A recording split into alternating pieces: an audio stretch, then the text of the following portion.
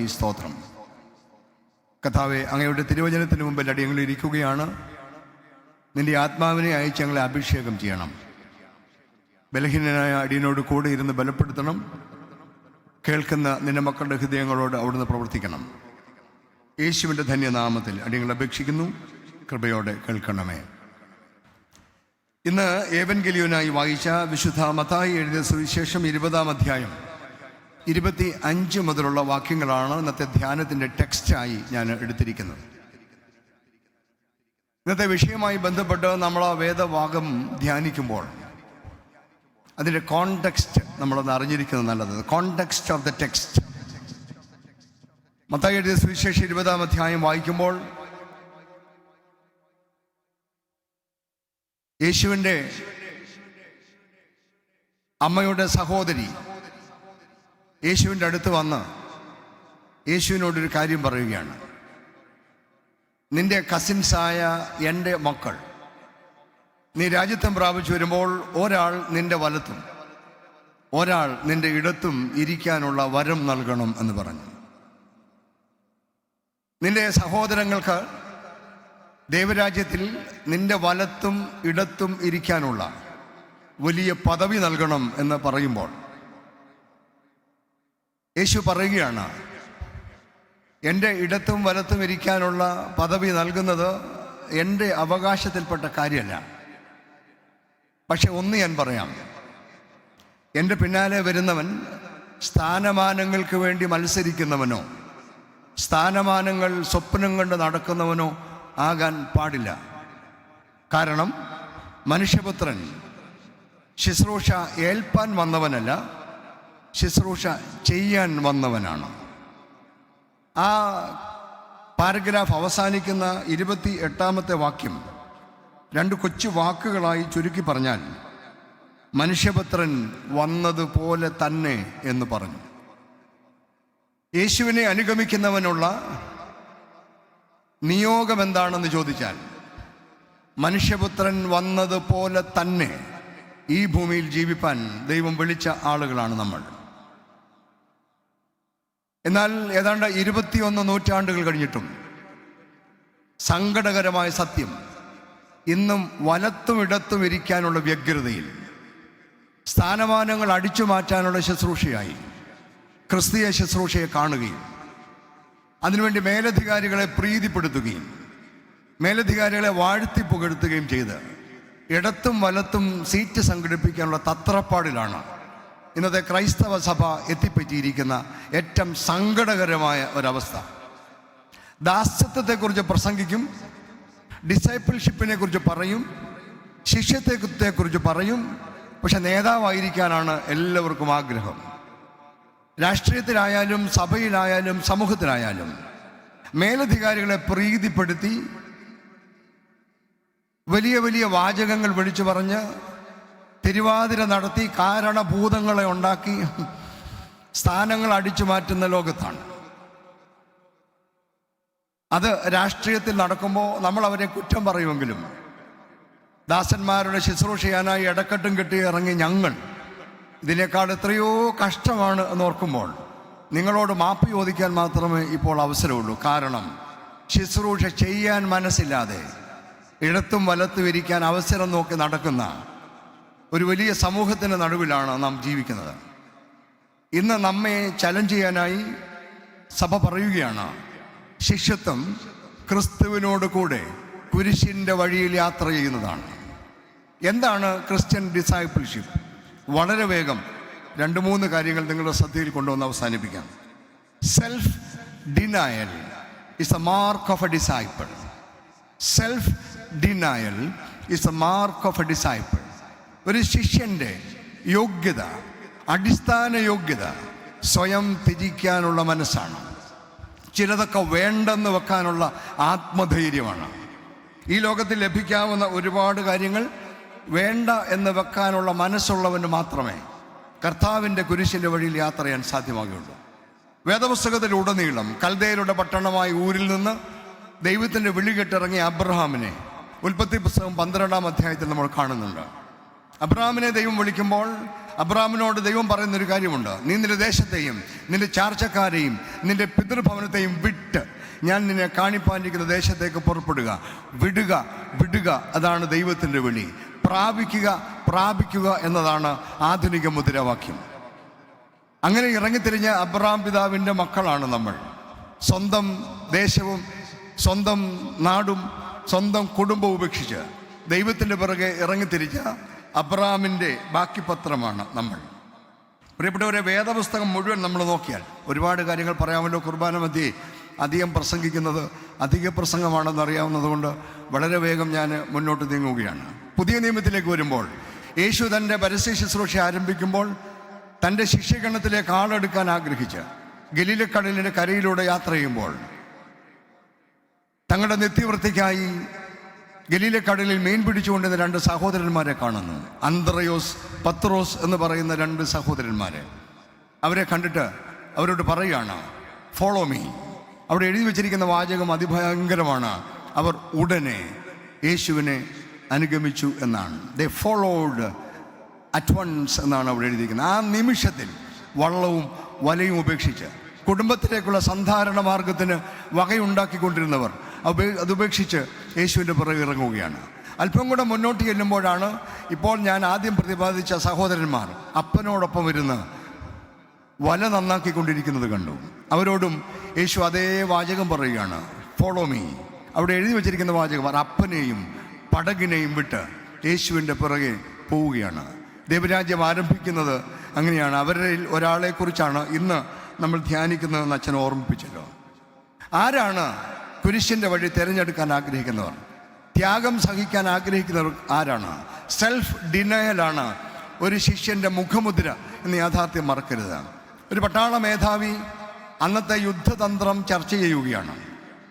ചർച്ച ചെയ്യുമ്പോൾ ഒരാൾ പറഞ്ഞു, എനിക്കൊരു ഐഡിയ ഉണ്ട്. എൻ്റെ ഐഡിയ പ്രാവർത്തികമാക്കാമെങ്കിൽ നമ്മൾ തീർച്ചയായിട്ടും വിജയിക്കും.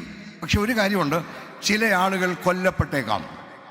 പട്ടാള മേധാവിക്ക് ആ നിർദ്ദേശം ഇഷ്ടപ്പെട്ടു. അദ്ദേഹം പറഞ്ഞു, കൊള്ളാം, നിൻ്റെ പ്രപ്പോസൽ കൊള്ളാം. എനിക്കൊരു ചോദ്യം ചോദിക്കാനുണ്ട്. നിൻ്റെ പ്രപ്പോസൽ അനുസരിച്ച് നമ്മൾ ജയിക്കും, നമ്മുടെ കുറേ ആളുകൾ നഷ്ടപ്പെടുമെന്ന് പറഞ്ഞല്ലോ, അവരിൽ ഒരാളാകാൻ നീ തയ്യാറാണോ? അവൻ്റെ പ്രപ്പോസൽ അവിടെ തീർന്നു.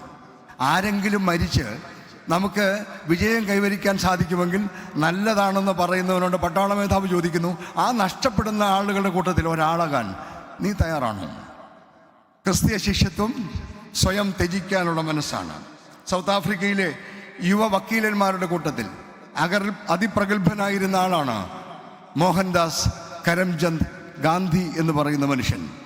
ആ മനുഷ്യൻ തൻ്റെ ജീവിതത്തിൻ്റെ സകല മാന്യതകളും സൗകര്യങ്ങളും വലിച്ചെറിഞ്ഞ് ഇന്ത്യ മഹാരാജ്യത്ത് വന്ന് ഒരു പരിധി തുണിയും ദേഹത്തിട്ട് ഇന്ത്യ മുഴുവൻ നടന്ന് പരമഫക്കീറായി ജീവിച്ച മനുഷ്യൻ ഈ രാജ്യത്തിന് സ്വാതന്ത്ര്യം നേടിക്കൊടുത്തു. വേണ്ടെന്ന് വെക്കാൻ മനസ്സുള്ളവനെ കൊണ്ടേ ഈ രാജ്യത്ത് എന്തെങ്കിലും നടക്കുകയുള്ളൂ. തിരുവല്ല മാർത്തോമ കോളേജിൽ ഫിസിക്സ് ഡിപ്പാർട്ട്മെൻറ്റിൽ Kerala university physics first rank വാങ്ങിച്ച, ഗോൾഡ് മെഡൽ വാങ്ങിച്ച ഒരു അധ്യാപകൻ UGC സ്കെയിലിൽ ശമ്പളം വാങ്ങിച്ചുകൊണ്ടിരുന്ന Thiruvalla Marthoma college physics department ഹെഡായി റിട്ടയർ ചെയ്യാമായിരുന്ന, ഇന്ന് ലക്ഷങ്ങൾ പെൻഷൻ വാങ്ങിക്കാമായിരുന്ന, UGC സ്കെയിലിൽ ശമ്പളം വാങ്ങിച്ചുകൊണ്ടിരുന്ന മനുഷ്യൻ അത് വലിച്ചെറിഞ്ഞിട്ട് മാർത്തോമ സഭയിൽ എന്നോടൊപ്പം വിശുദ്ധ മദ്ബഹായിൽ മുത്തുകൂട്ടി വൈദികനായി 600 രൂപ ശമ്പളത്തിന് ജോലിയിൽ പ്രവേശിച്ചു. ഇതാണ് മാർത്തോമ സഭ. Are you ready to deny your self?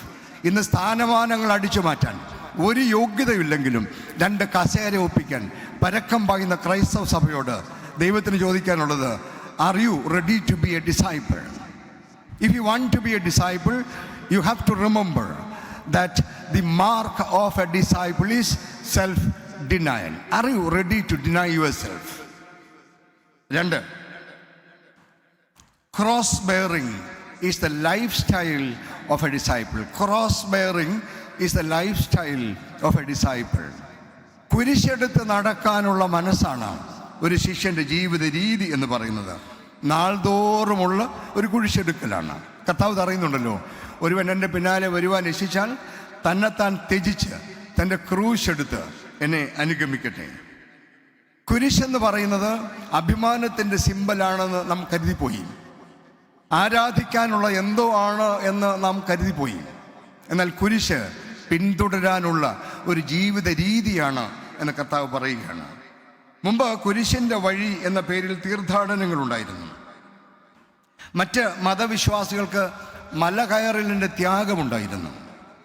എന്നാൽ ഇന്ന് മല കയറലൊക്കെ നിർത്തി ചെറുപ്പക്കാർ ബൈക്കിൽ ചെത്തുന്ന ഒരു കാലമാണ്. നമുക്കും കുരിശിൻ്റെ വഴികളൊക്കെ നഷ്ടപ്പെട്ടു പോയി.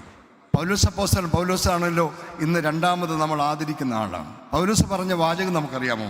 കഷ്ടതയോ സങ്കടമോ ആപത്തോ വാളോ എന്തു തന്നെ ആയാലും അത് കർത്താവിന് വേണ്ടി ഏറ്റെടുക്കാൻ തയ്യാറാവുന്നവനാണ് യഥാർത്ഥ ശിഷ്യൻ. ഗാന്ധി ഫിലിം നമ്മളെല്ലാവരും ആവേശത്തോടെ കണ്ട ഫിലിമാണ്. ഇന്ത്യ ചരിത്രം അറിയാമെങ്കിലും ഗാന്ധി ഫിലിം കണ്ടപ്പോഴാണ് അതിലെ ഒരുപാട് കാര്യങ്ങൾ നമുക്ക് മനസ്സിലാകും. ദണ്ഡി മാർച്ച് നമ്മുടെ എല്ലാം മനസ്സിലുണ്ട്. എൻ്റെ മനസ്സിൽ മായാതെ നിൽക്കുന്നൊരു ചിത്രമാണ്. അവിടെ ഇന്ത്യക്കാർ നിരന്ന് നിന്ന് ബ്രിട്ടീഷ് പട്ടാളക്കാരൻ്റെ തോക്കിൻ്റെ അടി കൊണ്ട് വീഴുന്ന രംഗമുണ്ട്. ആളുകളിങ്ങനെ ലൈനായിട്ട് നിൽക്കുകയാണ്. മുമ്പിൽ നിൽക്കുന്നവൻ അടി കൊണ്ട് വീഴുമ്പോൾ അതിൻ്റെ പുറകെ നിൽക്കുന്നവൻ ധൈര്യമായി ആ സ്ഥാനത്ത് കയറി നിൽക്കുകയാണ്. അവനും അടി കൊണ്ട് താഴെ വീഴുകയാണ്. അതിനെയാണ് കുരിശെടുക്കൽ എന്ന് പറയുന്നത്. ഇവിടെ തോക്ക് പൊക്കുമ്പോഴേ സ്ഥലം വിടുന്ന ആളുകൾ ശിഷ്യരായിരിക്കാൻ നടക്കുകയാണ്. Are you ready to bear the cross? വളരെ കാര്യമായി നമ്മൾ ആലോചിക്കേണ്ട വിഷയമാണ്. നമുക്കെല്ലാവർക്കും ജാലിയൻ വാലാബാഗ് അറിയാവുന്ന സ്ഥലമാണ്. അവിടെ പോയി നിന്നാൽ, ഞാൻ പലപ്പോഴും പറഞ്ഞിട്ടുള്ളതുപോലെ, രണ്ടാം ലോകമഹായുദ്ധത്തിൽ പങ്കെടുത്ത ഒരു പട്ടാളക്കാരൻ്റെ മകനായതുകൊണ്ട് ഈ ജാലിയൻ വാലാബാഗൊക്കെ കാണുമ്പോൾ കണ്ണു നിറയും. കാരണം അവിടെ വെടിയേറ്റ് വീഴുകയാണ് രാജ്യത്തിന് വേണ്ടി. ഇന്ന് ആരാണ് തയ്യാറതിന്? Cross bearing is a lifestyle of a disciple. Australian missionary ആയിരുന്ന ഗ്രഹാം സ്റ്റെയിൻസിനെയും അദ്ദേഹത്തിൻ്റെ ഭാര്യ ഗ്ലാഡിസ് സ്റ്റെയിൻസിനെയും ഒക്കെ നമുക്കറിയാം. സ്വന്തം ഭർത്താവിനെയും 2 പൊന്നോമന മക്കളെയും ജീപ്പിലിട്ട് പച്ചയ്ക്ക് കത്തിച്ചു കഴിഞ്ഞപ്പോൾ ഗ്ലാഡിസ് സ്റ്റെയിൻസിനോട് ടൈംസ് ഓഫ് ഇന്ത്യക്കാർ ഒരു ഇൻ്റർവ്യൂ നടത്തിയത് എൻ്റെ കയ്യിൽ ആ പേപ്പർ കട്ടിങ് ഇരിപ്പുണ്ട്. ഗ്ലാഡിസിനോട് ടൈംസ് ഓഫ് ഇന്ത്യയിലെ പത്രപ്രവർത്തകൻ ചോദിച്ചൊരു ചോദ്യമാണ്, നിനക്ക് ദുഃഖവും ദൈവത്തോട് ദേഷ്യമൊന്നുമില്ലേ? അവൾ പറഞ്ഞ വാചകം ഞാൻ ഒരു കൊച്ചു വാചകങ്ങൾ എഴുതി വെച്ചത് ഞാൻ വായിക്കാം. I was deeply pained but not angry. The Lord had prepared me for the unexpected. I asked myself whether I would be willing to give all that I love. ഞാൻ സ്നേഹിക്കുന്നതിനെ മുഴുവൻ ദൈവത്തിന് വേണ്ടി കൊടുക്കാൻ എന്തൊരു കഴിവാണ്, എന്തൊരു ആദരവാണ്. Are you ready to bear the cross?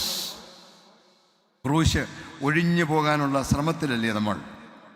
പ്രിയപ്പെട്ടവരെ ഓർക്കുക, ക്രൂശ് അതിൽ തന്നെ ഒരു അന്തമല്ല. അത് അടുത്തൊരു സ്റ്റെപ്പുണ്ട്. അത് ഉയർത്തെഴുന്നേൽപ്പാണ്. ഉയർത്തെഴുന്നേൽപ്പ് കുരിശിതനായവന് മാത്രം അവകാശപ്പെട്ടതാണ്. അതുകൊണ്ട് കുരിശിതിന് മാത്രമാണ് ഉയർത്തെഴുന്നേൽപ്പിന് അനുഭവം ഉള്ളത് എന്ന് മറക്കരുത്. Cross bearing is a lifestyle of a disciple. മൂന്നാമതൊരു കൊച്ചു കാര്യം കൂടെ പറഞ്ഞ് അവസാനിപ്പിക്കാം. Following is the ultimate goal of a disciple. എന്ത് തന്നെ ജീവിതത്തിൽ വന്നാലും വിടാതെ പിന്തുടരുക. Follow him, follow me. Yesu കർത്താവ് പറഞ്ഞെന്താണ്? Follow me, that's all. So following is the ultimate goal of a disciple. ജീവിതത്തിൽ എന്ത് വന്നാലും മാറാതെ യേശുവിനെ പിന്തുടരുക. സൺഡേ സ്കൂൾ പ്രായത്തിൽ ഞാൻ സൺഡേ സ്കൂളിൽ പഠിച്ച ഒരു പാട്ട് ഇന്നത്തെ സൺഡേ സ്കൂളിൽ കുഞ്ഞുങ്ങളും പഠിക്കുന്ന പാട്ടാണ്. എത്രയോ വർഷങ്ങളെ നമ്മൾ പാടുന്നതാണ് അല്ലേ? I have decided to follow Jesus. I have decided to follow Jesus. I have decided to follow Jesus. No turning back, no turning back. കുഞ്ഞുനാളിൽ പഠിച്ച, പക്ഷെ ജീവിതത്തിൽ അത് പ്രാവർത്തികമാക്കിയിട്ടുണ്ടോ? No turning back. Following is the ultimate goal of a disciple. എന്തെല്ലാം കുരിശുകളാണ് ജീവിതത്തിൽ വരുന്നത്. ശുശ്രൂഷാ രംഗങ്ങളിൽ, ജീവിത രംഗങ്ങളിൽ എന്തുമാത്രം കുരിശുകളാണ് ആളുകളെടുത്ത് തലയിൽ വെക്കുന്നത്. മനസ്സറിയാതെ എവിടെയെല്ലാം ക്രൂശിക്കപ്പെടുന്നത്. എന്നാലും ദൈവത്തിൽ വിശ്വാസമുള്ളവൻ ഫോളോ ചെയ്തുകൊണ്ടേയിരിക്കും. ആരെല്ലാം ക്രൂശിച്ചാലും, എത്ര ആണി അടിച്ച് കയറ്റിയാലും ദൈവത്തിൻ്റെ പുറകെ പോകുന്നവന് ധൈര്യമുള്ളവൻ അവൻ പിന്തുടർന്നുകൊണ്ടേയിരിക്കും. ജീവിതത്തിൽ നമ്മളെല്ലായ്പ്പോഴും ഓർക്കേണ്ട ഒരു കാര്യമാണ്. പഴയ നിയമത്തിൽ, ഞാനൊരു പഴയ നിയമ വിദ്യാർത്ഥിയാണ് എന്ന് നിങ്ങൾക്കറിയാം, അച്ഛനും ഇപ്പോൾ ഓർമ്മിപ്പിച്ചല്ലോ. അതുകൊണ്ട് ഒരു കാര്യം പറഞ്ഞേച്ച് അവസാനിപ്പിക്കാം. രാജാക്കന്മാരുടെ 2-ാം പുസ്തകത്തിൽ എലിയാവിനെ പിന്തുടരുന്ന എലീശ പ്രവാചകനെ കുറിച്ച് പറയുന്നുണ്ട്. മനോഹരമാണ് ആ വേദഭാഗം വായിക്കാൻ. എലീശ ഒരു കർഷകനായിരുന്നു, നമുക്കറിയാം. കലപ്പയും കാളയും കൊണ്ട് ജീവിച്ച മനുഷ്യനാണ്. എലിയാവ് എലീശായെ വിളിക്കുമ്പോൾ എലീശ എലിയാവിൻ്റെ പുറകെ പോകുന്ന രംഗം രാജാക്കന്മാരുടെ 2-ാം പുസ്തകം 2-ാം അധ്യായത്തിൽ രേഖപ്പെടുത്തിയിട്ടുണ്ട്. അവിടെ എഴുതിയിരിക്കുന്നത് ഇങ്ങനെയാണ്: എലിയാവിൻ്റെ പിന്നാലെ പോകാൻ എലീശ തീരുമാനിക്കുമ്പോൾ അവൻ തൻ്റെ കാളയും കലപ്പയുമായി വരികയാണ്. ആ കലപ്പ തല്ലി ഒടിച്ച് വിറകാക്കി മാറ്റി ആ കാളയെ അതിന്മേൽ വെച്ച് യാഗം കഴിച്ച് തീർത്ത് എലിയാവിൻ്റെ പിന്നാലെ പോവുകയാണ്. എന്താണ് അതിൻ്റെ അർത്ഥം എന്ന് മനസ്സിലായോ? തന്നെ പുറകോട്ട് വലിക്കാൻ ഒന്നുമുണ്ടാകാൻ പാടില്ല. തൻ്റെ ജീവിത നിവൃത്തിക്ക് വേണ്ടി ഉപയോഗിച്ചിരുന്ന ഈ കലപ്പ ഒടിച്ച് കഷണങ്ങളാക്കി വിറകാക്കി മാറ്റി തന്നെ ഉഴുതുമറിക്കാൻ ഉപയോഗിച്ചിരുന്ന കാളയെ കൊന്ന് അതിൽ വെച്ച് യാഗം കഴിച്ച് ഇനി ഒന്നും ബാക്കിയില്ലാതെ എന്നെ പുറകോട്ട് വലിക്കാൻ ഒന്നുമില്ലാതിരിക്കാൻ മുഴുവൻ സമർപ്പിച്ച് എലിയാവിൻ്റെ പുറകെ ഇറങ്ങുന്ന എലീശയെയാണ് നമ്മൾ കാണുന്നത്. കർത്താവ് പറഞ്ഞിട്ടുണ്ട്, എൻ്റെ പിന്നാലെ വരുന്നവൻ തൻ്റെ അപ്പനെയോ അമ്മയെയോ സഹോദരനെയോ സഹോദരിയെയോ ഓർത്ത് വ്യാകുലപ്പെട്ടാൽ എൻ്റെ പിന്നാലെ വരാൻ സാധ്യമല്ല. കാരണം എന്തെല്ലാം സംഭവിച്ചാലും യേശുവിൻ്റെ പിന്നാലെ പോവുക എന്നത് മാത്രമാണ് ഒരു ശിഷ്യൻ്റെ ഉത്തരവാദിത്വം. അതുകൊണ്ട് എവിടെ വരെ ആയാലും യേശുവിനെ പിന്തുടരാൻ കഴിയുന്നിടത്താണ് ജീവിതം അർത്ഥവത്താകുന്നത് എന്നത് നമ്മൾ ഓർക്കണം. പ്രിയപ്പെട്ടവരെ, ഇന്ന് യേശുവിനെ ആരാധിക്കുന്നവരുടെ എണ്ണം കൂടുകയും അനുഗമിക്കുന്നവരുടെ എണ്ണം കുറയുകയും ചെയ്യുന്ന ഒരു കാലത്ത് നമ്മൾ ജീവിക്കുകയാണ്. ദൈവത്തിൻ്റെ വലിയ കൃപയാൽ 2025 ജൂൺ മാസത്തിൽ മാർത്തോമാ സഭയിൽ 38 വർഷം വൈദിക ശുശ്രൂഷ ചെയ്യാൻ ഭാഗ്യം തന്നു. 39ാമത്തെ വർഷത്തേക്ക് കാലെടുത്ത് വെച്ചു. ഈ 39 വർഷവും എന്തെല്ലാം കുരിശുകൾ ആരെല്ലാം എടുത്ത് തലയിൽ വെച്ചു. എന്തെല്ലാം കുരിശുകളിൽ കർത്താവിനെ 3 ആണി അടിച്ചുള്ളെങ്കിൽ 5-6 അടിച്ച് കയറ്റിയിട്ടുണ്ട്. പക്ഷേ സ്റ്റിൽ ഐ ആം ഫോളോയിങ്. ദൈവം തമ്പുരാൻ ആയുസ് തന്നാൽ ഇനി ഒരു 2.25 വർഷം കൂടെ ഈ ശുശ്രൂഷ രംഗത്ത് തുടരണമെന്ന് ആഗ്രഹമുണ്ട്. എന്തെല്ലാം പ്രശ്നങ്ങളാണ്. അതുകൊണ്ടൊന്നും പതറിപ്പോവുകയോ അതുകൊണ്ടൊന്നും പേടിക്കുകയോ ചെയ്യാൻ സാധ്യമല്ലല്ലോ. കാരണം അവർ ultimate goal is following Jesus. That's all. പ്രിയപ്പെട്ടവരെ, ഞാൻ അവസാനിപ്പിക്കുകയാണ്. ഇന്ന് ക്രിസ്തീയ ശിഷ്യത്വത്തെക്കുറിച്ചാണ് ഞാൻ ചില കാര്യങ്ങൾ നിങ്ങളുടെ ശ്രദ്ധയിൽ കൊണ്ടുവന്നത്. എന്താണ് എന്ന് മനസ്സിലായെന്ന് വിചാരിക്കുന്നു. ക്രിസ്തീയ ശിഷ്യത്വം അച്ഛന്മാർക്കോ ഉപദേശമാർക്കോ വേണ്ടി മാത്രമുള്ളതല്ലല്ലോ, നമുക്കെല്ലാവർക്കും വേണ്ടിയുള്ളതാണ്. നമ്മളെല്ലാവരും കർത്താവിനെ അനുഗമിക്കുന്നവരാണല്ലോ. നമ്മളെല്ലാവരും കർത്താവിനെ അനുഗമിക്കുന്നവരാണെങ്കിൽ ഇത് നമ്മൾ മറക്കാൻ പാടില്ല. Self denial is the mark of a disciple. Cross bearing is the life style of a disciple. Following is the ultimate goal of a disciple. ദൈവം തമ്പുരാൻ നമ്മെ സമൃദ്ധമായി അനുഗ്രഹിക്കട്ടെ. Thank you for your patient hearing. God bless you.